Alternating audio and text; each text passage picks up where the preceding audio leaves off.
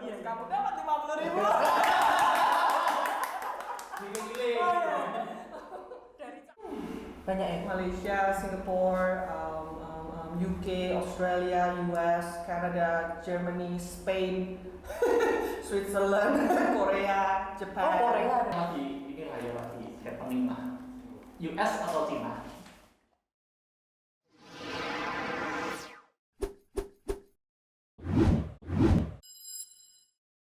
Halo sahabat Antena.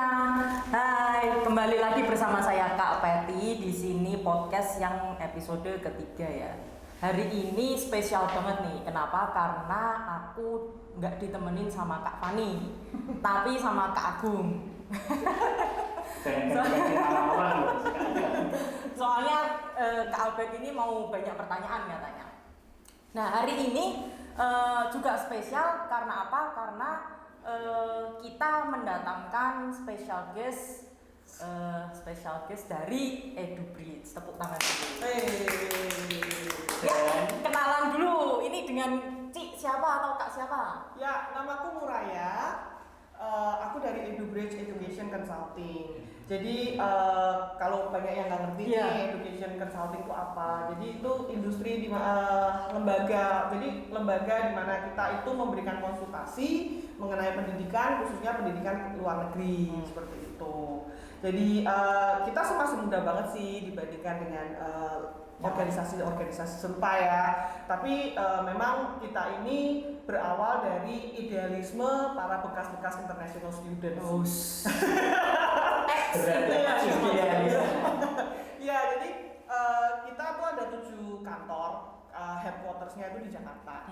Terus kita, aku bukanya yang di Semarang dengan partnerku Vincent gitu. Ada di Pontianak, di Manado, kemudian ada di Surabaya juga. Nah ini orang-orang ini kita ini adalah orang-orang yang dulunya international student, ada yang memang kita dibantu dengan baik sehingga memang sesuai dengan jurusan universitas yang kita sukai ya, sampai sukses.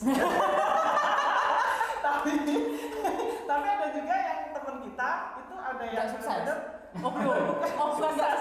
Cuma dia dulunya jadi dia sempat jatuh dulu dalam arti dia salah jurusan, dia salah mendapatkan uni karena dia cari-cari sendiri dan kayak gitu. Jadi makanya ini idealisme dari bekas international student yang terus kita bikin education consultant kayak gitu.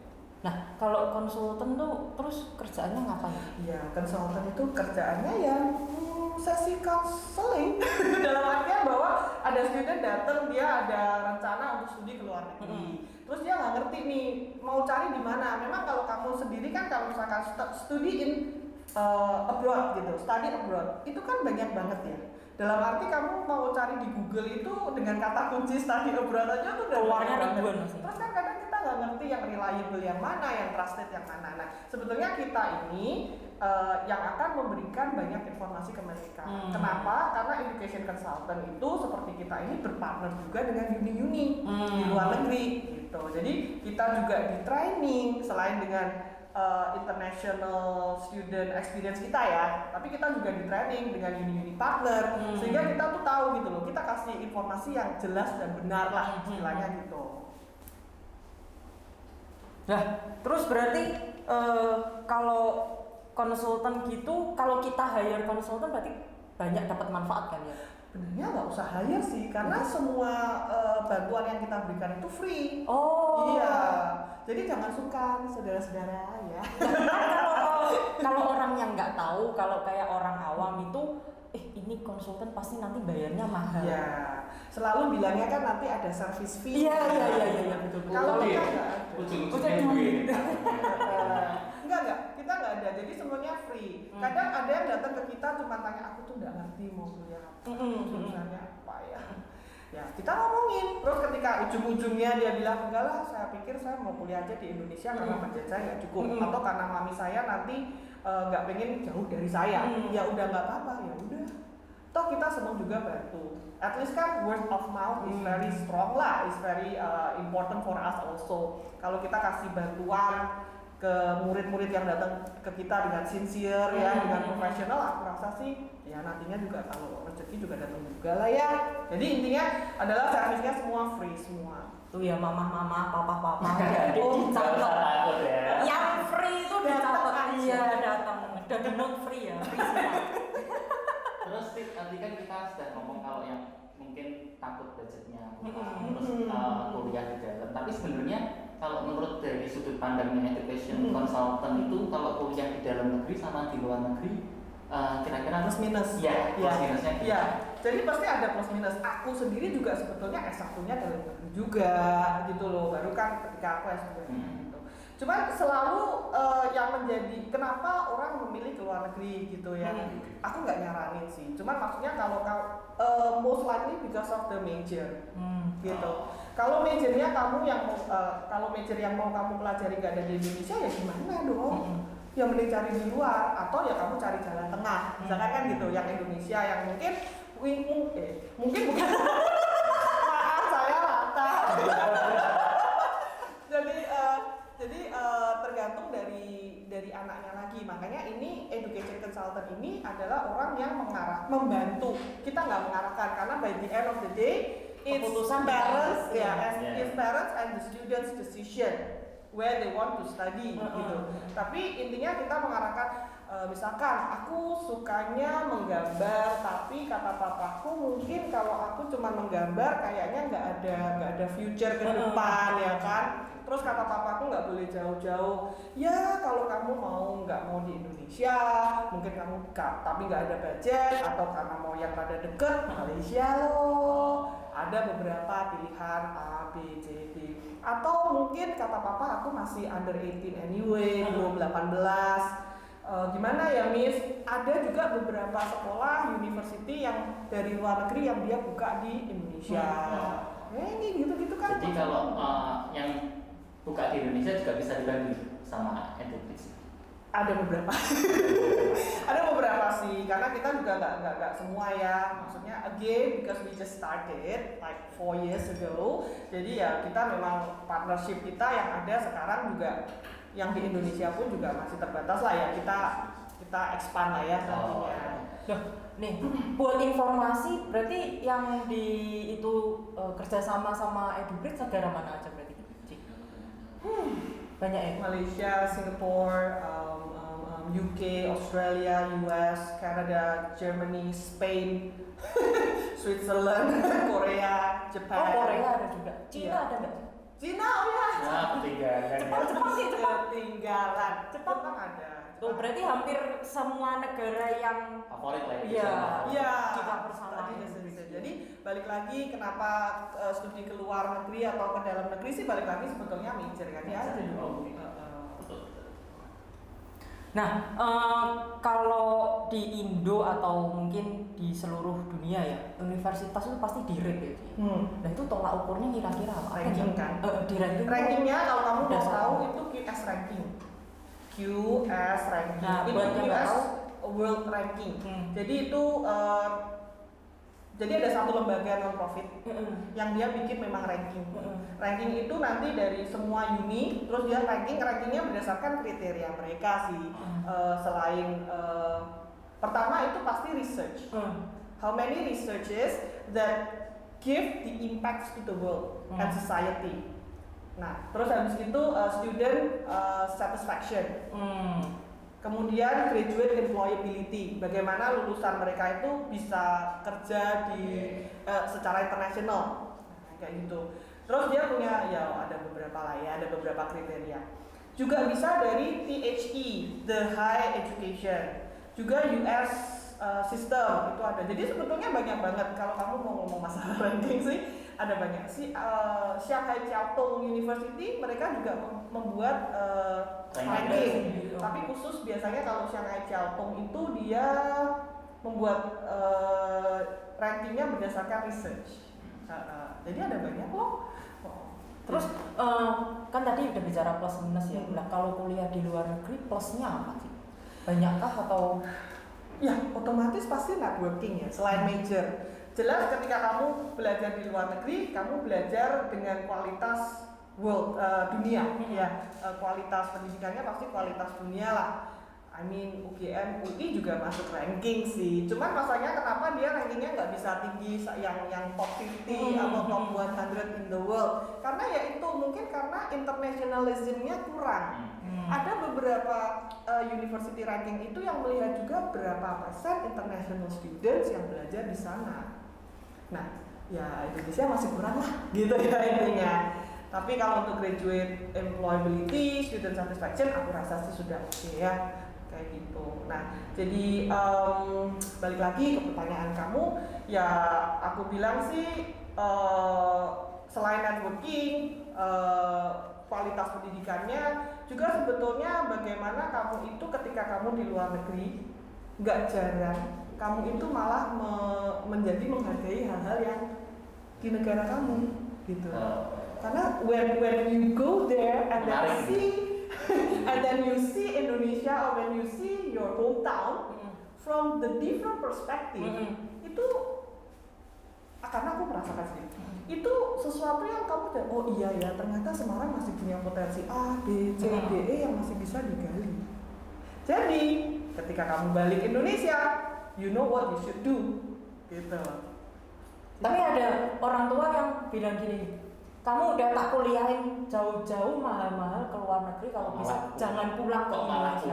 Kok malah pulang? Pokoknya jangan sampai pulang ke Indonesia. Kamu harus kerja di sana, kamu harus menetap di sana. Kan pandangan orang tua kan kebanyakan ya, aku nggak bilang semua ya, seperti itu gitu loh Cik. Itu menurut Cik Muraya gimana? Ya nggak apa, itu pilihan. Itu pilihan, mau stay, mau balik, ya itu terserah ya. Gitu loh, dalam arti memang salah satu kenapa ada international student mau kuliah ke luar negeri ya supaya dia bisa tinggal. Karena kan lebih gampang kalau dari student dulu kan, dari jalur pendidikan dulu baru kemudian dia stay. Ya memang ada dan it's okay gitu kan. Berarti gini, universitas yang lokal nih yang ada di Indo itu menurut Cik Muraya sama baiknya enggak kualitasnya dengan universitas di luar negeri? Buat adik-adik mungkin yang mau masih nimbang-nimbang mau kuliah di luar negeri atau di Indonesia aja ya. Bener di luar negeri bagus iya, di Indonesia. kualitasnya. Sebetulnya kalau di Indonesia pun mungkin supaya kamu bisa menjadi lulusan yang punya kompetisi ya, maksudnya kompetitiveness yang sama dengan yang lulusan luar negeri, you just put more effort lah. Karena pasti ketika yang lulusan luar negeri itu internationalism-nya tuh kuat banget. You not only meet the fellow Indonesian students, you not only meet the local, but you also meet the other international students from the other and various cultural background. Sebetulnya kan intinya itu.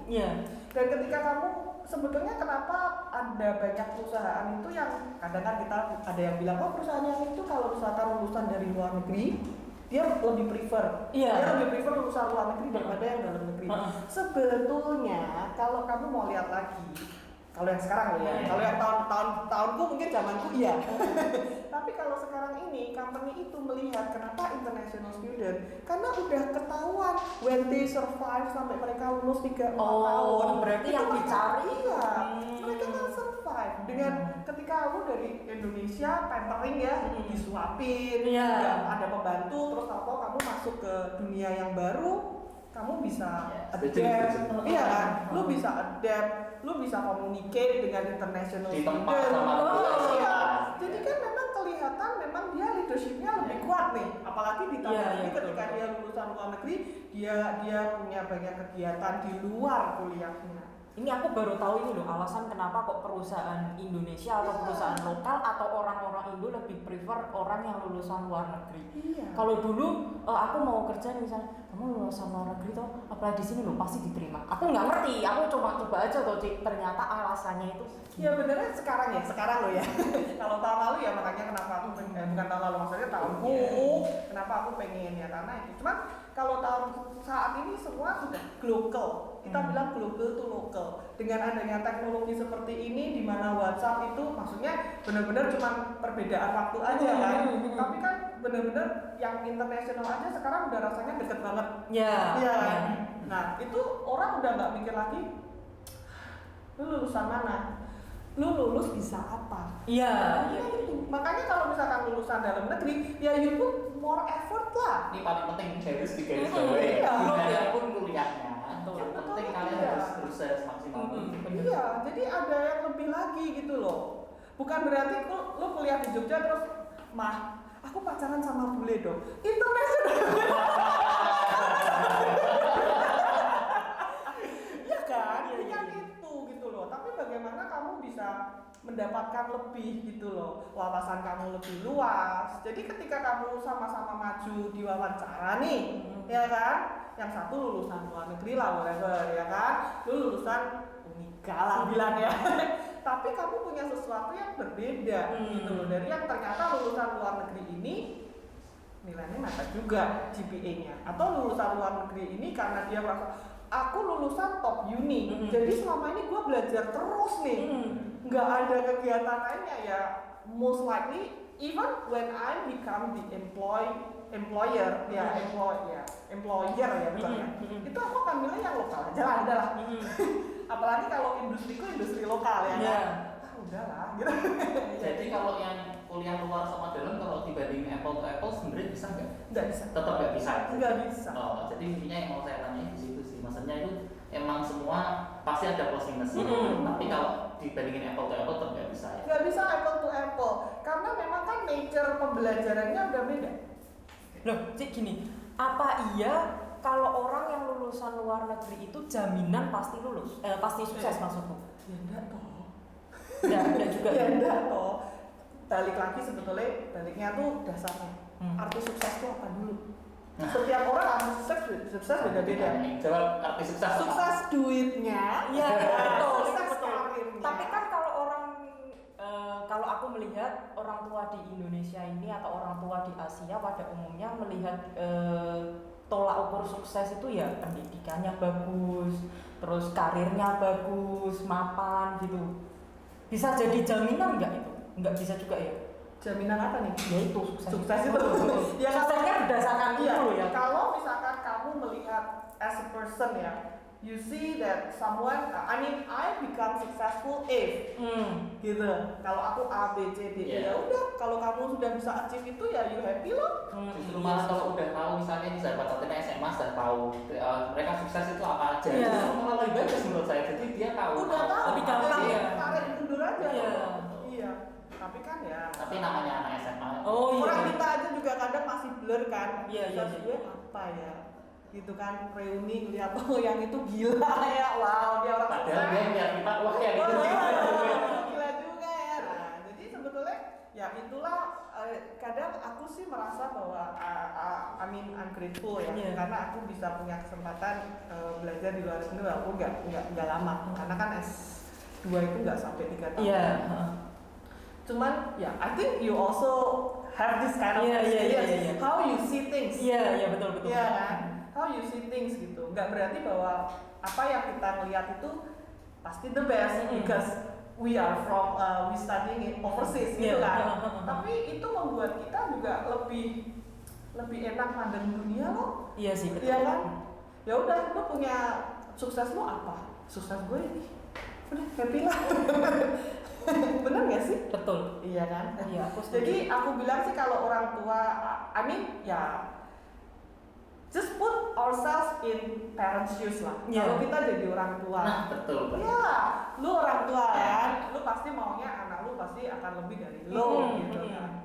Ya jadi kita juga sebagai consultant, aku juga harus menempatkan diri. Kadang kalau ngomong sama student ya aku menempatkan diri sebagai student, tapi aku selalu bilang, apalagi untuk yang SMA, counseling ya kan. Bentar. Habis ini saya mau tanya. Aku harus ngerang dulu nih. Bentar, papimu setuju nggak? Mamimu oke nggak dengan pilihan lu? Gitu. Jadi ketika kita is it better kalau sekarang lu udah tahu kira-kira jurusannya pilihan pertama 2 3. Wouldn't be better kalau kita ketemu sama parents lu juga? Iya. Istilahnya kayak musyawarah. Lu lah iya toh. Kasirnya sama ya. Kasirnya sama. Nah, terus pasti ada banyak kasus ini menurut saya kalau misalnya orang tua sama anak datang malah gontok-gontokan antara orang tua sama anak pasti. Kalau namanya anak itu pasti tidak mau diatur dan orang tua pasti merasa dia punya pemikiran yang terbaik buat anaknya. Terus nanti sebagai penengahnya ini education consultant biasanya gimana? Nah itu breakdown ininya gimana? Aku pernah punya masalah sih, Miss Muraya, nanti anakku mau datang ngasih rapor, tolong dibilangin dia hanya boleh ambil major accounting. Nah itu berarti pengen nyamannya ya? Tapi nih ya, Pak, anaknya maunya manajemen aja. Main belakang ya, Pak ini main belakang. Langsung sut. Miss, papiku tadi telepon tak? Langsung ya. Gimana ya? Ya aku ya ngomong terus terang ya, bagaimanapun juga kan yang bayarin papimu. Papimu mau accounting. Gimana kalau kamu ke uni ini aja? Karena di uni ini bisa double major. Nah, ini solusi win-win solusi. Iya. Jadi flexibility is also one of the things that probably now in university in Indonesia belum punya. Flexibility in studying. Ya. Jadi kayak kalau di luar negeri itu kan mereka bisa jadi bisnis. Bachelor of Business Program. Dia bisa double major dalam arti tetap 3 tahun, tapi dia bisa ambil Management and Accounting. Terus nanti elektifnya, mata kuliah pilihannya bisa ambil dari psikologi. Tapi mata kuliah doang ya. Ya paling intro of psychology lah, bukan tapi yang kan kalau misalnya anaknya ada ketertarikan di bidang ini kan lumayan. Iya lumayan dapat semua. Istilahnya. Ya seperti itu kan kalau Indonesia so far aku belum dengar yang seperti itu, dimana dia bisa interdisciplinary kita bilang ya, walaupun ini kayaknya udah mulai menuju udah tetap ada cuma mungkin belum makanya aku nggak bilang jelek enggak. Wong aku ya produk dalam negeri ya toh S1 produk dalam negeri. Jadi ya gua nggak mau lah ya. Gini, kita katakan orang-orang kaya atau orang-orang besar di Indo pengennya anak-anaknya kuliah di luar negeri itu, apa ada alasan khusus sebetulnya? Sebagai konsultan ya, ini dilihat dari sudut pandang karena mereka sudah melihat ke kelebihan yang mereka ambil dari luar negeri. Pendidikan yang ditawarkan oleh uni di luar negeri lah. Pasti kan intinya gitu. Again, put yourself in parents' shoes lah. Kalau kamu jadi parents, kamu udah pernah ke New Zealand, ya bukan masak. Dulu kulineri kan ya. Bukan kulineri lah. Tapi kan mesti kan kamu juga pengen bisa ya anakmu ya keluar negeri lagi. Ya, karena kamu sudah tahu advantage-nya, gitu loh. Bukan karena sombong ya. Iya. Soalnya ada statement gini juga nih. Lu kere, lu nggak punya duit, nggak usah sok-sokan kuliah di luar negeri gitu. Ya kan ada beasiswa. Nah ini katakanlah ada beasiswa, tapi kan living cost-nya kan si kere, sorry ya, bukan si tidak mampu ini kan mungkin nggak bisa mencukupi kebutuhan di luar negeri living cost itu tadi. Ya nggak apa-apa toh, S2-nya kan masih bisa. Jadi jalannya, jadi intinya jangan putus asa lah. Jadi intinya itu selalu ada jalan. Kamu mau dari keluarga mampu atau nggak mampu itu kalau kamu pengen maksudnya kuliah di luar negeri adalah suatu cita-cita, itu pasti banyak jalan menuju Roma gitu loh. Iyalah. Ya paling jalan tengahnya S1-nya di sini. S1-nya sini dulu atau cari S1 yang kan ada tuh beberapa uni yang dia ada kerjasama sama luar negeri ya, sama Australia, sama UK, sama US. Jadi di tahun keduanya kamu bisa transfer. Kan at least kan tahun pertama kedua rada ngirit ya. Iya, betul. Mah, ini toh mah aku tak punya aset di Indonesia. Ya, tapi nanti tahun kedua atau tahun ketiganya aku transfernya ke QUT misalkan gitu ya, ke Australia mah 2 tahun toh mah daripada 4 tahun. Tapi itu kan bisa. Jadi kan part-time juga bisa sebenarnya di Indonesia. Nggak maksudnya Di luar misalnya terus I will not suggest that. Why? Nah, ini Untuk anak S1, Yeah. kalau untuk part-time mencukupi kebutuhan part time itu kalau aku selalu, karena aku cukup ideal ya, aku cukup orang yang cukup idealistik. Jadi part time itu sebetulnya hanya untuk cari pengalaman kamu bekerja. Bagaimana kamu itu merasakan professionalism, bahwa walaupun kamu cuma kasir, walaupun kamu cuma waiters, ya maksudnya kerja tapi kasar kerja aja. bener, kamu kerja bener gitu loh. Bagaimana kamu ada organisasinya, lu mesti bukan hormat lah ya, tapi maksudnya lu tahu yang namanya hierarki dalam pekerjaan, yang kayak gitu loh. Tapi kalau kamu sudah di luar negeri, tidak apa-apa mah, aku mau hidup susah. Nanti dong, aku tak partai boleh, mama nggak usah kasih aku aja, uang jajan. Kan kamu kan kesana kuliah ya. Iya. Balik lagi ke tujuan awal apa ya? Jadi aku punya temen loh. Iya, sorry. Aku punya temen, artinya tuh gitu. Aku pokoknya cuma sebetulnya aku nggak terlalu seneng kuliah. Jadi terus dia ngambilnya TAFE itu kayak vocational, kejuruan, kejuruan. Dia ambil kejuruan karena pasti lebih murah kan daripada S1. Kejuruan lebih cepat juga nggak sih? Karena kan lebih skillful. Iyalah, sekitar setahun. Ceritanya kayak SMK gitu ya? Kayak D3. Oh iya, bukan SMK. Iya. Terus habis itu dia kuliah memang sengaja karena dia maunya sebetulnya kerja. Tujuan utamanya ya. Kalau di luar negeri di beberapa di beberapa negara itu memang diperbolehkan. Jadi study visa holder atau yang pegang visa pelajar itu memang diperbolehkan bekerja. Tapi memang ada minimalnya 1 minggu 20 jam. Iya maksimal. Iya betul. Betul dirawat. Berarti bosnya fokus ya. Bagus. Kamu dapat 50.000. Gile. Dari cara ya aku dapat 50. Ya, jadi maksimal kan 20 jam seminggu, 40 jam 2 minggu, nah kan. Ini anak kuliah, tapi ya itu, tapi dia suka cabut karena dia fokusnya kerja. Ada random checking dong. Dia dideportasi. Langsung hari itu nggak boleh pulang dengan baju seragam McDonald-nya itu, dia dicekrek sama polisi imigrasi. Terus dia telepon dari, hanya boleh punya make one phone call. Dia telepon maminya, mah bisa dijemput mah di Jakarta jam sekian. Loh, kan pulang kenapa? Aku dicekal. Random checking maksudnya random checking di immigration.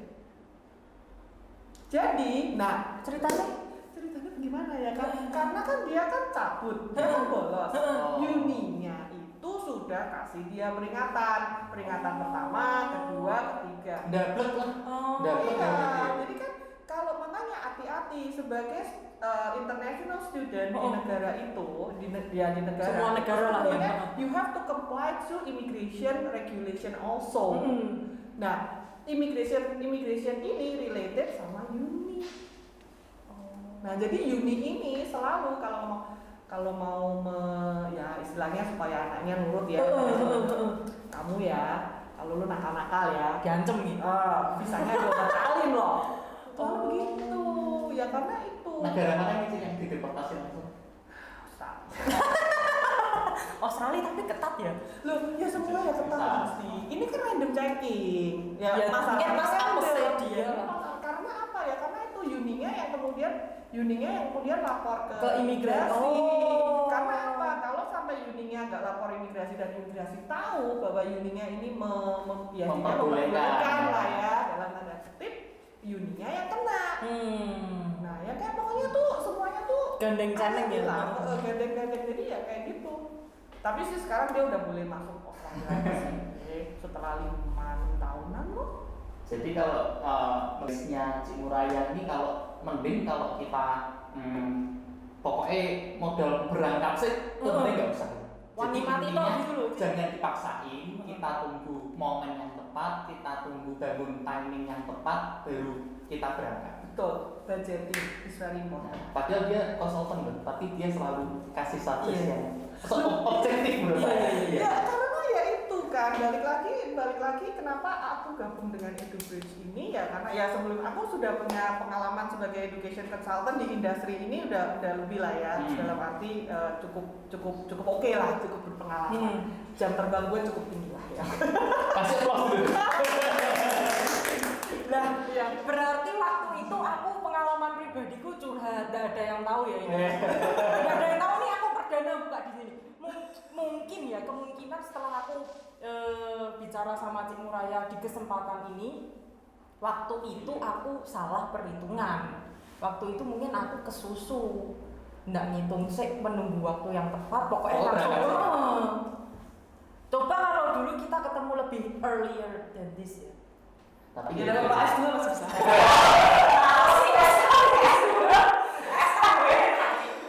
Manis. Iya, tapi maksudnya ya gitu. Sebetulnya budgeting is very important. Dalam arti budgeting kalau aku dulu, lagi ya. kalau aku dulu. Lu nggak apa ini siapa?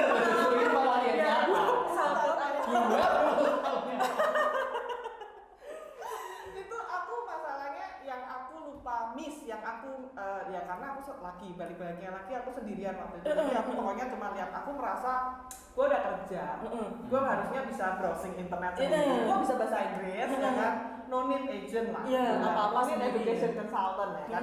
Terus hitung udah nih akomodasinya mesti berapa, kalau setahun berarti gue mesti berapa. Yang lupa visanya, visa kan mesti ada bukti keuangan, ya kan. Apalagi kalau yang di Jerman kan mesti deposit dulu, ya kan, mesti numpuk dulu, ya toh nggak bisa diapa-apain. Betul. Aku kaget, terus aku kaget dong. Aduh, duitku tuh ada, ya tapi buat ini ternyata gue lupa. Nah terus visa ya udahlah, Cik, bisa jadi sponsor gue. Loh, tapi kan itu cuma buat kayak legalisasi tok tuh, Cik. Ya tapi kalau nggak ada duitnya aku Ya mesti sih, ya tunjukin. betul. Ini ada Pak, tapi nanti mau saya pakai Pak. Kan nggak bisa, Iya, mana iya, ada iya. orang imigrasi peduli begitu. Iya. Ya jadi akhirnya aku balik lagi ke education consultant waktu itu. Ujung-ujungnya ujung-ujungnya balik Pak, lagi. saya nggak tahu ini mesti gimana Pak. Nah, terus akhirnya akhirnya dia kasih solusi karena kan memang education consultant itu salah satu servisnya lah ya. fasilitasnya nggak cuman untuk sekolahnya aja, ya otomatis sampai visanya. Karena kan kalau student visa kan kita nggak bisa minta tolong travel agent.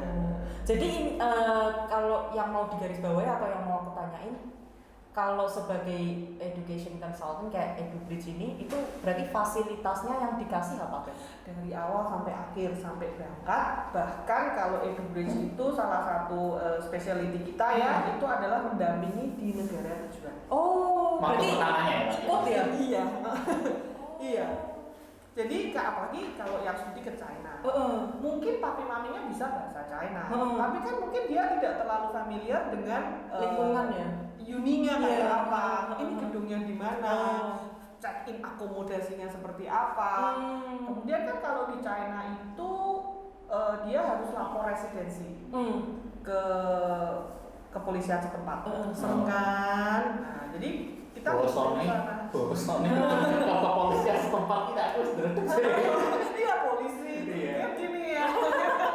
Nah itu kita bantuin. Terus kan kalau di sana nggak bisa WA gitu. Oh iya. Itu kita bantuin nih ya WeChat. Terus nanti kalau kamu kan di sana kan semuanya serba online ya kan, lebih banyak online, nggak cuma Grab sama OVO.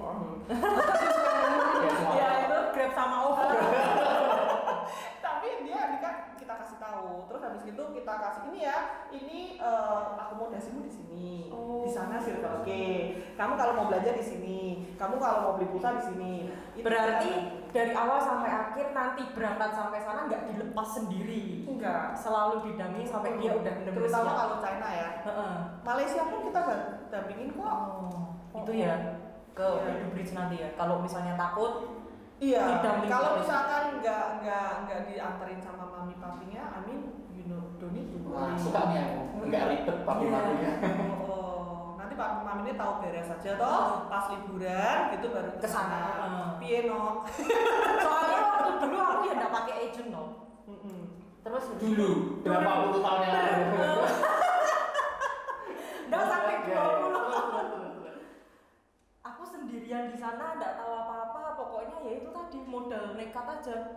Sampai sana cuman ngandelin temen yang belum aku tahu. Itu nanti kayak tour, nanti sekolahnya di sini ya. Ya untungnya temennya mau lah ya. Kan sama-sama orang Indo masih ngini. Terus nanti ini di sini ya, ini di sini, ini di sini, ini di sini. Sudah sekali toh itu. Ya. Ya kalau orangnya kayak kowe tidak apa, ya toh. Betul. Tapi Kalau orangnya tahu. Tapi nek orangnya jirah ya ke Cikmuraya aja ya. Aku pun dulu ketika pertama kali datang, jadi aku memang pilih ya itu Ini Uni ya. berapa tahun yang lalu berarti? Enggak, maksudnya 50 lebih. minus cashback. Nah kalau dulu itu memang aku sendirian dalam arti, tapi itu udah beres semua dalam arti kan Australia tuh memang dia sudah sangat welcome banget sama international student. Jadi uninya sendiri dia juga punya fasilitas penjemputan. Oh iya. Tapi ya gitu, aku juga sendirian kan. Ya tapi aku intinya karena aku sudah mature student, jadi maksudnya nggak ketakutan sendirilah gitu kan. Tapi ya itu ternyata yang jemput telat. Ya sama di bandara telat. Di mana ya? Aku udah bisa ngomongnya. Duh gimana ya? Ketemu. Di mana? Sampai habis itu setiap kali ada orang, are you from UWA? No. Are you from UWA? No. Ternyata Sampai kayak orangnya nangis ya? Ya sampai karena aku kan bawa beberapa makanan dari Indonesia. Terus ketika masuk ke imigrasi, coba dibuka. Custom check ya. Iya. Ini apa? Serundeng. Sego kuningnya mana? Aku lebih supaya ngirit aja sih. Oh, iya. Bukan karena aku nggak bisa makan. Ngirit aja kan serundeng. Ya, gue bilang this is a kind of apa sih gue bilangnya apa gitu. Pokoknya kayak preserve food gitu. Oh ya oke. Tapi kan udah buka dulu. Iya. Ya kan? Makanya mungkin yang jemput itu juga ini kok lama ya. Tinggal aja lah. Dulu gitu. Iya nggak bisa telepon apa segala macam. Tapi kan sekarang beda. Balik lagi sekarang udah beda. Jadi ya karena kita tahu, intinya kita tahu. Cuman memang kalau ke Swiss, ke UK ya, ke Australia ya mungkin itu kita lihat kuota dulu. Tapi tahun kemarin ada ke UK itu kita anterin juga karena kuotanya mencukupi gitu. Jadi kita anter. Ada yang ke London, udah ya lu beres di London ya, oke. Nanti orang kita itu nanti akan pindah lagi ke Hertfordshire, misalkan. Pindah lagi kemana gitu. Oh, Asik. jadi sekarang kita udah banyak tahu lah maksudnya fasilitasnya dari EduBridge. Terus misal nih, kalau saya punya pandangan, cuma pandangan pribadi, maksudnya nggak untuk mendiskreditkan yang lain ya. Jadi kalau misalnya banyak orang besar di Indonesia itu lulusan dari US dan biasanya sih emang yang university yang Ivy League lah, gitu. Dia yang universitas bagus-bagus. Tapi menurut saya kenapa kok orang besar, maksudnya orang pinter dan orang besar di Indonesia ini kok gara-gara dari sana kok dia bisa jadi hebat? Itu gara-gara apa kira-kira? Gara-gara orangnya. Iya, sebetulnya gara-gara orangnya juga. Cuman intinya begini, aku rasa setiap negara itu punya plus minus pendidikan ya. Itu tergantung makanya untuk international student tuh lu cocoknya di mana gitu loh. Kalau di US itu memang aku nggak, jadi aku bilang bahwa kalau di US itu untuk masuk ke Ivy League itu biasanya mereka juga butuh wawancara. Yang dilihat tidak hanya nilainya. Jadi bukan straightforward only depend on the academic performance gitu. Dia juga melihat di luarnya itu. Ketika SMA lu ngapain, lu punya leadership activity apa yang Personal statementnya itu. Personal statement dan nanti dia bikin portfolio CV ya. Oh. Itu untuk yang top uni ya. Kemudian juga sebetulnya kalau di US itu 4 tahun pertamanya itu mereka kuliah general education. Jadi mereka belajar semua Dalam arti di semester 1, semester 2 ini sebetulnya mereka bisa lebih explore ya. Sampai betul-betul di tahun kedua mereka udah yakin ya 1 tahun mestinya cukup ya toh. Jadi ceritanya sana ngasih kesempatan setahun buat sedikit adaptasi dengan Ada sih itu kesempatan kita aja yang ngomongnya ya itu kesempatan kamu kalau lu masih galau gitu aja ya kan. Karena sama liberal history, liberal arts yang kemudian habis itu dia ngambil accounting, kalkulus yang kayak gitu-gitu. Jadi kemudian juga network dan kemudian ya memang ya lu tau lah ya western culture gitu kan. Terus juga cara belajar mereka itu lebih delve dalam arti lebih dalam, nggak cuma knowledge-nya aja yang kayak gitu ya. Tapi aku rasa harusnya memang pembelajaran di uni kayak gitu ya. Terus kayak orang-orang yang MBA ya MBA itu kalau Very by accident kan? Oh bukan. ini lagi deh.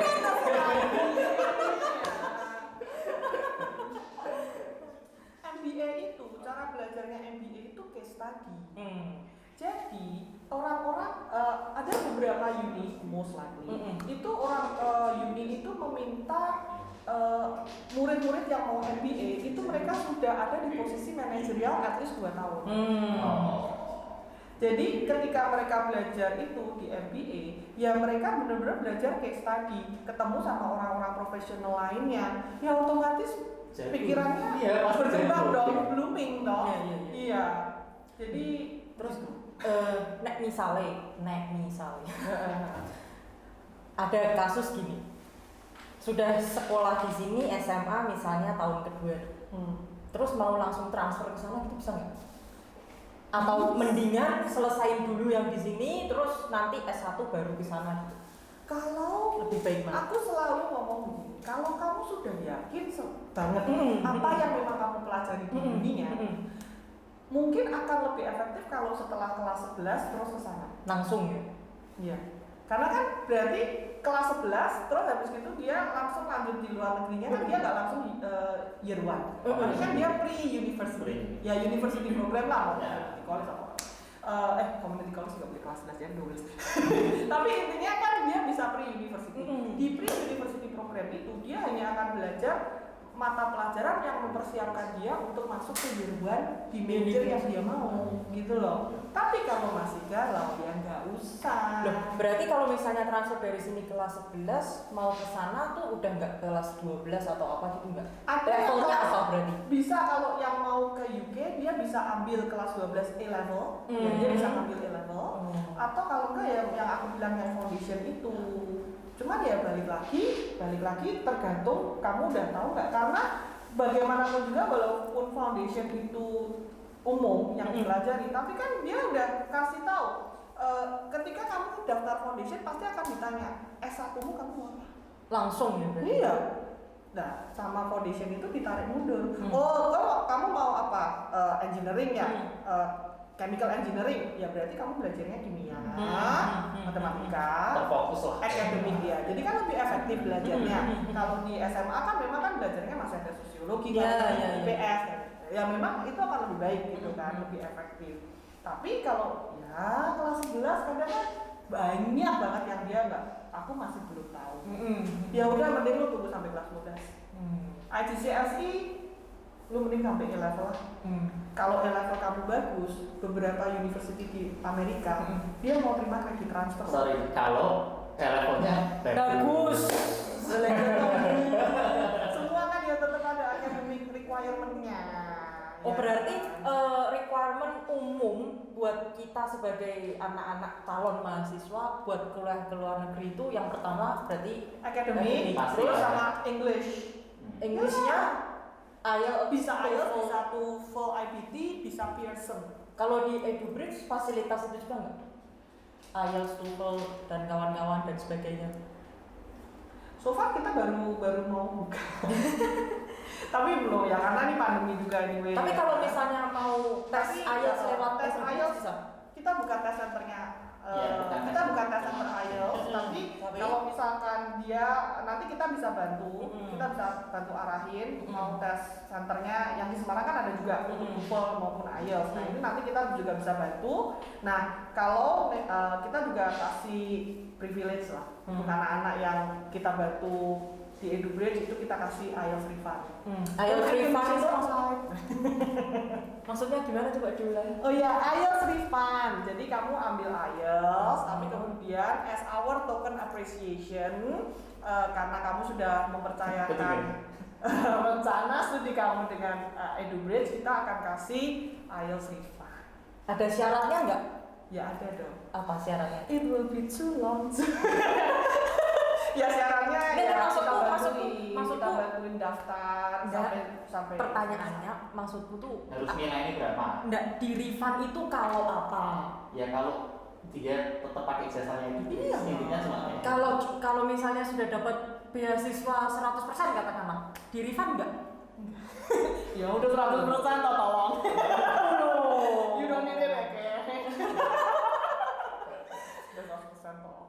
Tapi pokoknya jangan diminta kan aku udah bilang terms and condition apply, bintangnya kecil banget. Iya. Oh gitu. Terus berarti oke lah maksudnya make sense dong. Ya kalau udah ayatnya gratis berarti hitungannya. Iya. Refund. Terus berarti akademik itu IELTS, English. Terus apa? Money enggak? Money iya enggak? Faktor enggak? Di uninya? Enggak ada, maksudku faktor buat calon mahasiswa nanti mau kuliah ke luar negeri kan akademik terus mesti ada duitnya. Kecuali sih ngomong kayak beasiswa 100%. Tapi tetap butuh uang ya. Lah living cost kadang-kadang ada yang ini sih. Iya, tapi itu biasanya dari beasiswa yang dikasih oleh pemerintah. LPDP dari Menteri Keuangan. Oh, kayak Jeremy tadi. Atau mungkin Australia.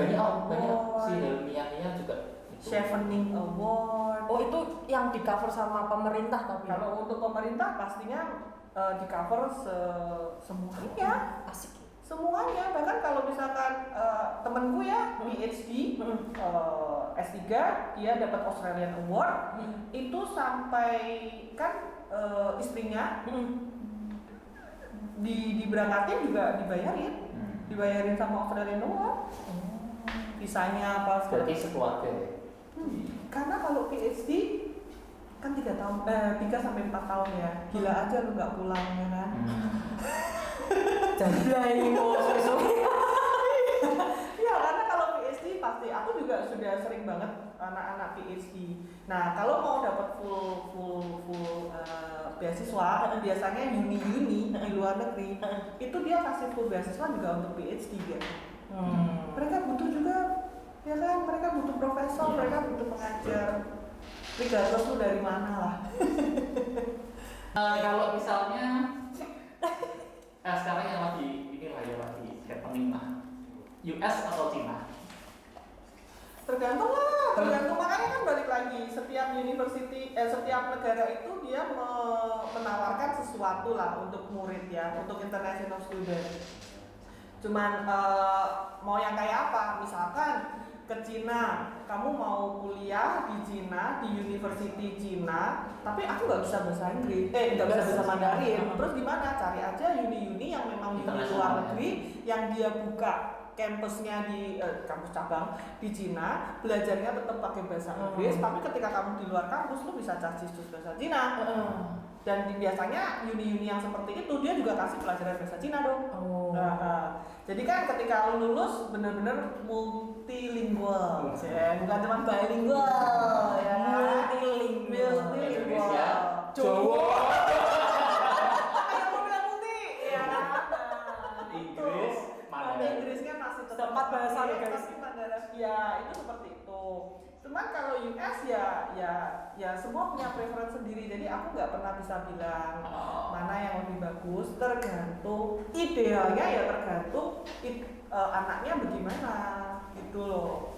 Tapi ada pepatah yang bilang belajarlah sampai ke negeri Cina. Ya udah. Maksudku kenapa kok pikirannya itu Mungkin kayak dulu Cina itu cukup jauh. Jadi dia peradabannya ya. Mungkin dulu dikira jauh. Tapi kan memang sebetulnya kenapa Cina peradaban Cina, peradaban tertua yang sampai sekarang masih ada kan Cina.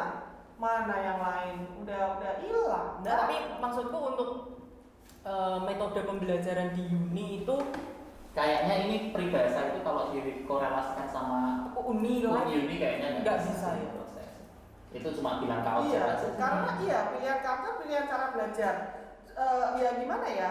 Seperti yang kita selalu tahu stereotipnya, kalau lu belajar di Asia pasti akan sangat akademik, sedangkan kalau belajar di Westerner ya atau di European countries itu biasanya ambil not lebih santai, tapi dia lebih banyak ke discussion, lebih banyak melihat dari intinya seperti apa, terus applicable apply-nya seperti apa, application-nya. Nah, jadi tergantung anaknya mau yang gimana. Jadi sebenarnya intinya Athena Study Center sih cuma ingin kasih value lebih aja buat sahabat Athena. Jadi biar tahu, maksudnya itu kalian kalau bingung mau kuliah di dalam apa di luar, jadi kita bisa paling enggak kasih sedikit titik terang ya supaya ya. Jadi biar kalian ada gambaran. Intinya sih. Oke, boleh tutup bos utama yang selalu hadir. Oke, gimana? Seru kan sahabat Athena?